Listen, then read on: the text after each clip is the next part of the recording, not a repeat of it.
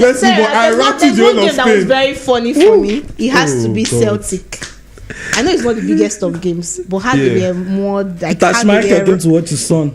See why his link fell, because he said you don't they talk rubbish. That's why his link will fall. So that's unusual. Yeah. But anyway, I want to start with that Celtic game. I don't know why, but I just feel it's very funny. Celtic their first game, they got that I think that was like 4 or 5 victory against Bratislava.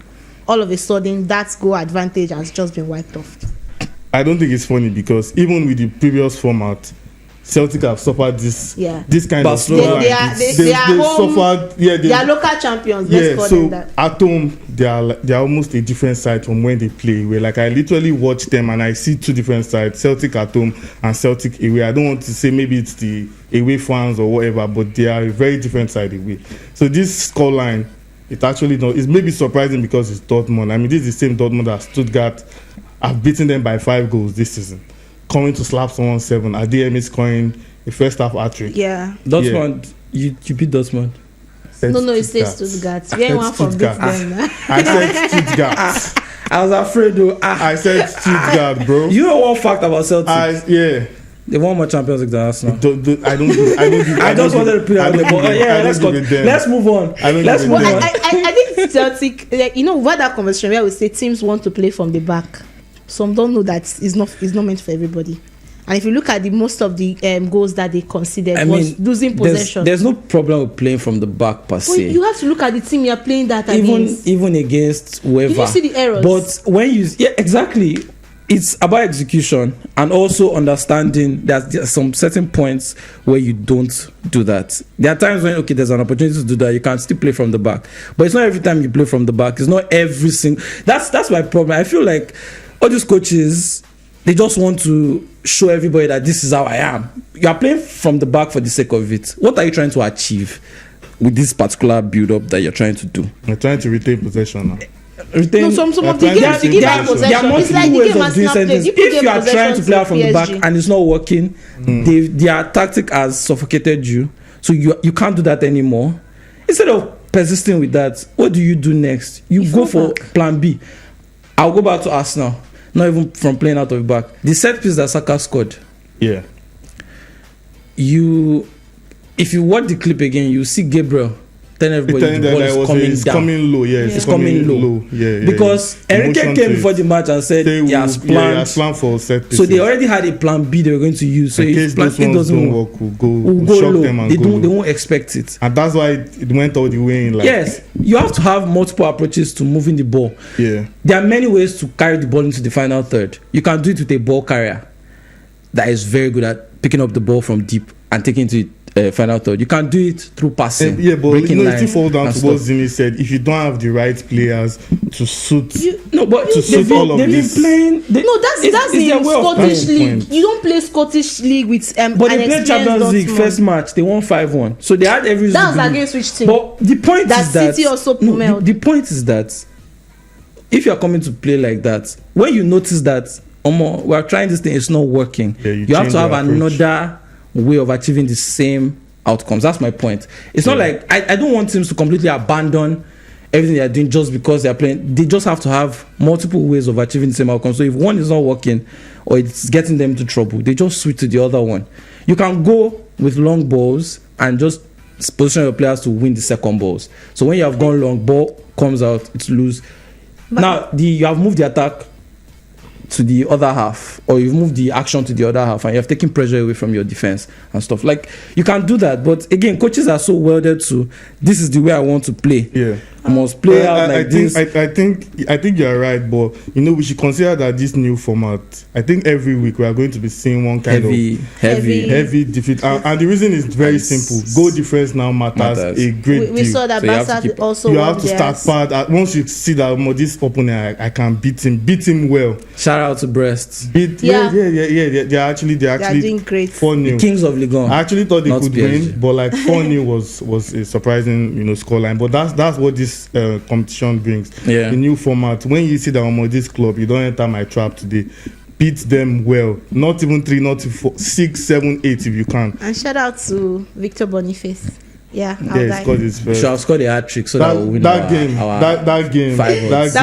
From a betting perspective, I'm not happy. Very I'm not happy about that game because that was like the most obvious goal game. The most obvious 2.5 game. Nothing, like, bro. 1-0. Just 1-0. I beg. It was disappointing. It was a disappointing one. It was really then bad. Barca, you see them if they Osasuna now, Zaragoza will teach them 1 or 2. They are seeing young boys. Even their name shows that they are young. They are young. Even boys, they are scoring 5.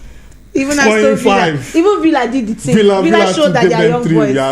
There's no big thing about it. Lewandowski is scoring 2 against young boys. At least he tried. But I've scored against everybody too. But if there's any player that you can bank on for the Champions League, especially group stages, that time we're having group for the group, it's always Lewandowski. He always scores. And he's now the second player to do that after Ronaldo. Second player to score 50 plus goals after 30 years. So kudos to him. So in our preview earlier, we like before the start of the new format, we were saying that one thing that we can see is that there will be a shock, supposed big team that will not make it. Can that be PSG? It will absolutely be PSG. In terms of like top 8 to start with, I don't think they make the top 8 because they've lost to Arsenal expectedly. They barely beat Girona. They're going to play against Atletico Madrid. Bayern, and Manchester City. I think they lose at least 2 of those games, and that's already 5 games gone by that point. And so it's going to be a struggle by the end. They are going to be very desperate. They almost went out of the Champions League even last season in the old format. Yes, but it was the last game. First of all, even before the last game, the Newcastle game, before the final game, they got a late penalty that wasn't even supposed to be a penalty, and then in the Dortmund game they were still on their way out. I think all three teams still had like a mathematical chance to come through. So it was you could see that they've been very shaky. Luis Enrique has lost 6 out of 14 games that he has coached in the Champions League with PSG. He has drawn 2, so just 6 victories so far. It's the worst loss record of any PSG manager in the QSI era. In Champions League. So but from a betting perspective, from results we've seen from round 1 and some games in round 2, has it influenced your betting decisions when it comes to the Champions League and the new format? For me, when you see teams that are playing smaller teams this time, just go for it. Goals, right? Go for it. It's going to go on. Like over 4. Can you be bold enough to over 4.5? I did over 3.5 for Barcelona yesterday. I did over 1.5 in the first half. It worked. For me, I feel like if you just see like the game for Arsenal against PSG, I wanted to like. PSG are not a small side. No, I'm not even bringing the small side. I'm just saying like when you see a big team that is doing quite well, I wanted to use Arsenal win and over 1.5. It just the odds were crazy. I just went straight win for Arsenal because I knew Arsenal was going to win, and that's it paid off better. So if you just see those teams that would score, but I think just avoid the Leverkusen. Never. I'm just going to be betting against PSG. Partly I'm a hater. But do you think Brest might make it in the top 8? Top 8 is a big ask. I don't think they already have 6 points. From 9 to 16, yes. They still have to play Real Madrid. I know, but they have to play Barcelona. I don't think they make first. It's going to be very hard. But it's good for them that they've gotten points on board and goals required. So I think that they probably make the playoffs, which is fantastic for them. It's in their first ever appearance. Great one. But anyway, I mean that's it really. Champions League come thick and fast every week. Apart from like the international break, every week there are going to be sale games, and it goes on into January. So the league phase doesn't finish until next year. So there's still a lot of football to be played. Teams are having to rotate and everything. But anyway, we are very excited about what we're seeing in Champions League. Very, very excited. It's fun, and a lot of things are happening. But that's all we have for you in this video. Thank you so much for joining us. Remember that Valencia is better than Arsenal. And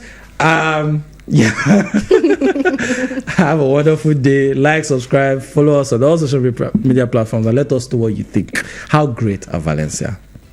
Ciao. What do you mean by that? Supposed to have this man is supposed to just come out and tender resignation. Brendan Rodgers 7-1. Only you 7-0, 6-0. How can you lose?